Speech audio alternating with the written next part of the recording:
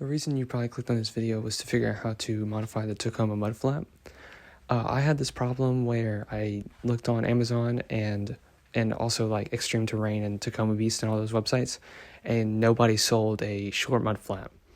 So I was left to figure it out on my own. Now you can use a saw, but I didn't own one, so I decided to make this video for people who don't have one either. And so what I used was a tape measure, Sharpie, and tape. Now what I used to cut it was 2 pairs of tin snips, straight and curved. I didn't use the straight as much because it was just harder to cut with, and the curved helps like getting over that small hump that's on the side. Now to smooth it out, I did use a Dremel and some sandpaper to, I used the Dremel after cutting to take away all the big pieces that were curved off and like nasty looking.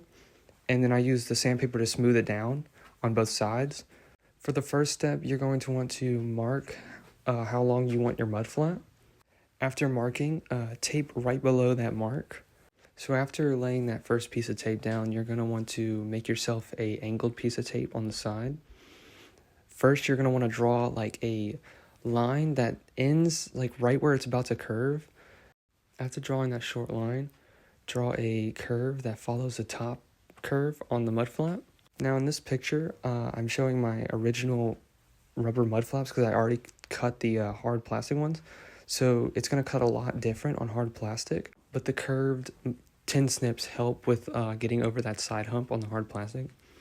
So if your tin snips do get kind of caught, try coming up from the side and then bringing it up, cutting off a big piece over and over again until you make it all the way across the mud flap. After cutting, use a Dremel to straighten out any edges and humps that you have in the line. After cutting and using a Dremel, it helps to use sandpaper to smooth it down. Now here's a picture of the mud flaps when I was done. They turned out pretty good. So I do hope this video helped, and if there's any questions, just put them in the comments and I'll answer them.